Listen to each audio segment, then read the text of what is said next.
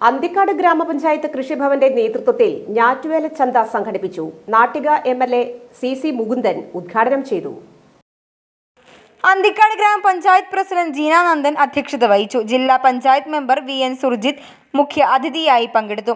Anthikad panchayat vice president Sujith Anthikad, കൃഷി officer Shweta KS, മെമ്പർമാരായ Jyothiraman, KK Pradeep, Anitha Sasi, TP Ranjith Kumar, Saritha Suresh, മുൻ പഞ്ചായത്ത് പ്രസിഡന്റ്മാരായ AV Sreevalsan, TK Madhavan, CPMLC secretary KV Rajesh, BJP പ്രതിനിധി ഗോകുൽ കരിപ്പിള്ളി എന്നിവർ സംസാരിച്ചു.